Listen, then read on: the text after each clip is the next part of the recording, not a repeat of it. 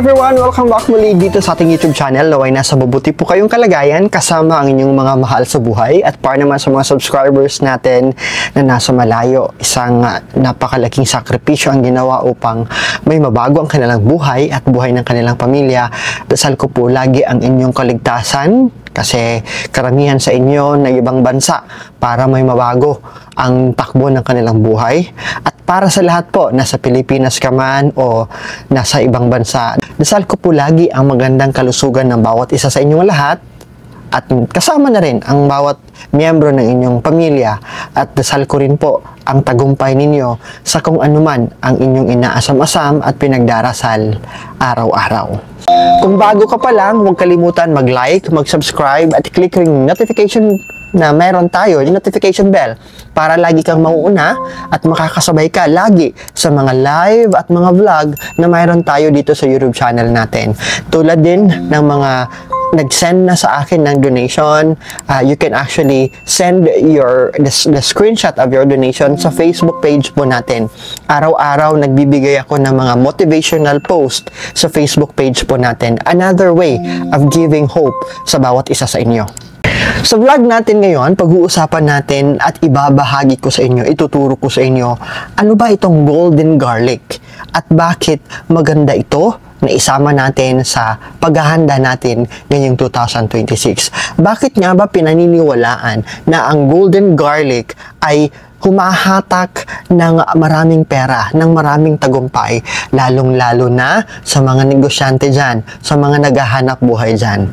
Pag-uusapan natin yan, isasama ko na rin po kung ano ang inyong mga kakailanganin at gagamitin. Sa feng shui po, ang golden garlic ay sikat actually na sumisimbolo ng maraming opportunity, maraming bagong opportunity na darating sa buhay mo. Ibig sabihin na marami kang bibilangin na pera, maraming blessings ang iyong aasahan. Yan po ang sinisimbolo ng golden garlic. Kaya naman, sabi ko, kailangan ko itong ituro sa inyo para sa kahit konting kapamaraanan po, gawa ninyo ang paghahanda at maambunan din kayo ng new opportunities, mga bagong opportunities sa paparating na bagong taon at masiguro natin na marami tayong bibilangin na pera. 'Di ba? Pag maraming binibilang na pera, ibig sabihin marami tayong peras na dumarating sa buhay natin. Do not count kung gaano yan karami, just count na patuloy na dumating yan, hindi huminto. Diba? Non-stop na darating ang blessings sa bawat isa sa atin. Ang golden garlic, hindi lamang ito pinaniniwalaan na makapangyarihan na instrumento na nangaakit o humahatak ng pera o kayamanan. But it signifies also maraming magagandang oportunidad na paparating sa buhay ninyo. Karagdagan pa nito, ang golden garlic ay nagre-representa din ng kayamanan, wealth. Kaya it is an excellent choice, magandang choice po ito to start na ilalagay natin lalong-lalo na sa mga magbubukas ng bagong negosyo. Siyempre, bagong taon, bagong oportunidad, gusto natin ng mga bagong opportunities. At the same time, hindi lamang ito pang bagong taon ha, para din po sa may planong magbukas ng negosyo. Maganda na mayroon kayo nito because you can actually receive new opportunities and sa mga empleyado dyan, mga trabahante dyan, you can expect also promotion. Ang pagdi-display ng golden garlic sa bagong taon will bring maraming chances, maraming pagkakataon, maraming opportunities na darating sa bawat araw, bawat linggo, bawat buwan sa buong taon. Ano ang kakailanganin natin? Ano ang mga gagamitin natin sa paghahanda at pag-a-assemble ng golden garlic? Babahagi ko sa inyo sa vlog na ito at ibibigay ko rin po ang kahulugan o simbolismo ng bawat gagamitin natin na kasangkapan sa pagbuo ng golden garlic. Una sa listahan natin ay 6 na perasong fresh na garlic. So friends, bakit po 6 na peraso na garlic? Yung fresh ha, buo, whole garlic. Ano ba ang simbolo ng garlic? Ang garlic po ay actually hindi lamang ito panakot sa aswang. You know, tayong mga Pilipino, ginagamit natin ang bawang, nilalagay natin sa mga bintana, panakot sa aswang o mga elementong hindi natin nakikita. Others believe that one and others really work. Totoo lang po. It works sa ibang mga probinsya, talagang ginagawa nila yan. Lalo na kung may buntis sa kanilang bahay o may sakit kasi binibisita sila ng mga aswang or anumang maligno or mga elementong hindi natin nakikita. But in Feng Shui po, ang garlic po is, we say this as swan. S-U-A with an hyphen and N, swan. Ibig sabihin, calculated gain, calculated wealth. Bilog na marami ang layer. Di ba kung titingnan ninyo, ang garlic natin maraming layer. Pag binalatan mo ito, marami pa, ilang layer pa ata, 3, 4, 5 layer pa ito. Ang layer ay sumisimbolo naman ng protection. Pinoprotektahan o protektado ang darating na mga blessing sa buhay natin. While ang bawat clove, di ba? Ang bawat ngipin, ipin ang tawag ng the common term na nating mga Pilipino, ilang ngipin meron ang garlic. Ibig sabihin, these are the blessings and opportunities na pwede nating i-expect sa buhay natin. Kaya naman, ang garlic is an attracting icon pag pinag-uusapan natin both wealth na paparating and protecting our wealth. Ngayon, ang katanungan, Sir Franz, bakit 6? In Chinese po, ang 6 is pronounced as liu or flowing. So, it symbolizes smooth, flowing na pagdaloy ng pera at kayamanan. Smooth and uninterrupted. Walang sagabal, walang harang na flow of wealth, luck, and prosperity sa bawat isa sa atin, sa bawat tahanan natin na maghahanda ng golden garlic. Kaya po, that's the main reason bakit 6 na perasong fresh na garlic. Kailangan din po natin ng gintong paint, gold paint. So, pwede po kayong bumili ng spray paint, 100 pesos, mahigit lang yata yan, di ba? So, you can acquire spray paint o di naman kaya yung nasa lata na maliit na pintura na kulay ginto. Yun po ang gagamitin ninyo to make it gold. Because we are going to borrow the metal element. We need to transform the garlic to be a metal element. The metal element is the source of water element. That's how we interpret it in Feng Shui. Ganyan yung pagkakaintindi natin sa pag-aaral ng Feng Shui.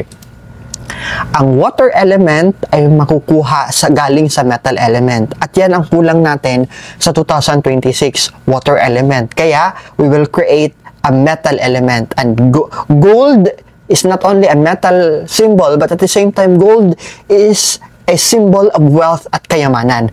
Kaya kulay ginto ang gagamitin natin na pintura, either a liquid paint or a spray paint, para mapinturahan po ang bawat isa na bawang o garlic na meron kayong o ihahanda ninyo. Ulitin ko, 6 na fresh garlic yun ha, buo na 6. Kailangan din po natin ng 7 na cotton o bulak. Pwede kayong pumili ng flat o di naman kaya the regular cotton. Ifa-flatten nyo lang po ito kasi ito po yung aapakan ng garlic natin. So, 7 of this one. Sir Franz, bakit 6 lang yung garlic pero sabi mo 7 na maliliit na cotton? Because later on, i-discuss ko na lang po sa inyo. Okay? Just wait for a while. So, ang cotton po means absorb. Absorption. The role of cotton is to absorb na walang maaksaya na blessing na paparating.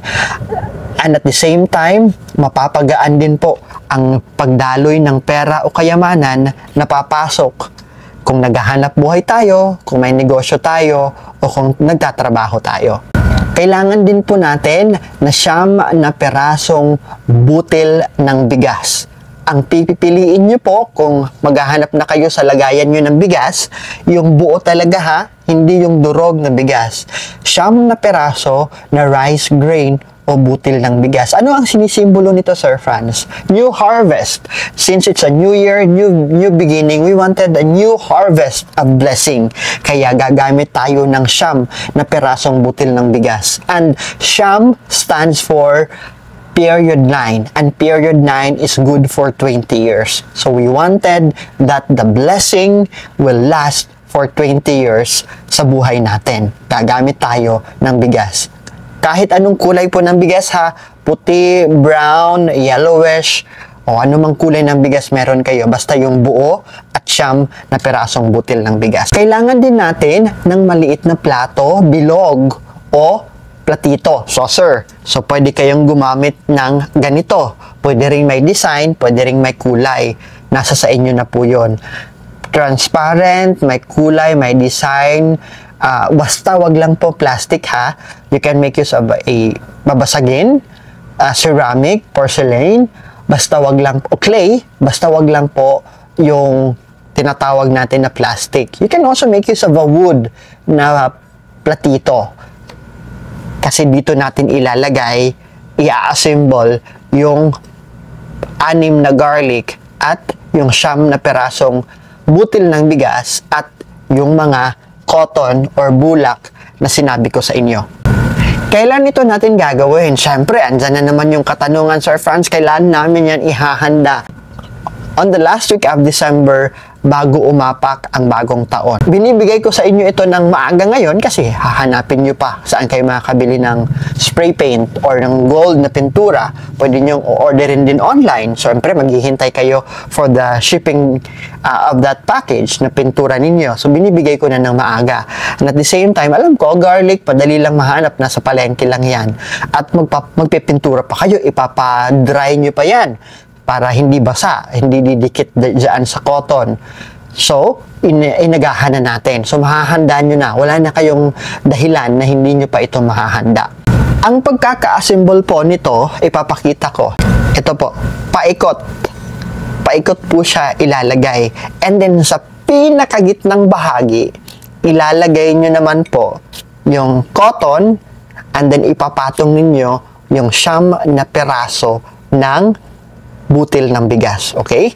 So, sa mga live viewers dyan, ganito po yung pagkaka-assemble. This is a luma. This is a luma na inassemble ko, 2025. Ibig sabihin, papalitan ko na po ito. Nasa ilalim, ang cotton. Sa bawat cotton, lalagyan nyo ng golden garlic. Yung pinakagitnang bahagi, lalagyan nyo ng bulak or cotton, and then lalagyan nyo ng 9 na peraso ng bigas. Ngayon, you have to be careful. Kailangan i-check ninyo from time to time yung golden garlic ninyo.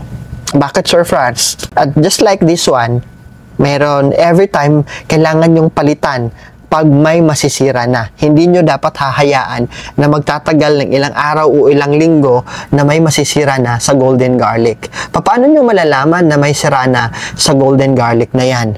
So, you just press. Makikita nyo, nafa-flatten na. Pag nafa-flatten na, ibig sabihin, sira na yung garlic. Palitan nyo na po ito. Yung spray paint ninyo, maraming sobra yan. Itago nyo lang kasi from time to time, spray lang kayo ng bagong fresh garlic, tapos ipapalitan nyo yung mga nasisira. Every time na may masisira, papalitan nyo lang. As seen on my instruction on the screen. Sabi ko, every time meron masisira na garlic, dapat papalitan natin. So, dapat may naka-standby tayo na spray paint sa bahay na kulay gold. At syempre, regularly nag-grocery tayo, namamalengke tayo. Always tayo dapat may garlic. So, palitan lang natin pag may masisira. But ang kabuuan nito, including the plate, sa mga gumawa nito last year, ngayon gagawa muli tayo, syempre, bagong cotton, bagong bulak, bagong uri ng set of fresh garlic, bagong set of butil o grains of bigas. Paano yung luma, Sir Franz? Yung luma, pwede nyong balutin ng black, kulay itim na trash bag, itapon nyo yung bulak at saka yung garlic. Of course, yung platito, pwede nyong gamitin muli or pwede nyong gamitin sa kusina. So, that's option 1. Ipapasok sa loob ng itim na trash bag o pwede rin po ibaon ninyo sa lupa. Kung may lupa kayo na area sa inyong tahanan na malawak, na makakapaghukay kayo at may ibabaon nyo yan, gawin nyo yan. But kung wala kayong lupain, wala kayong space, wala kayong garden kung saan makakahukay kayo at maililibing nyo ang mga iyan, the next option is the first option na sinabi ko, ilagay sa maliit na trash bag na kulay black, itali ito, itapon properly sa trash can.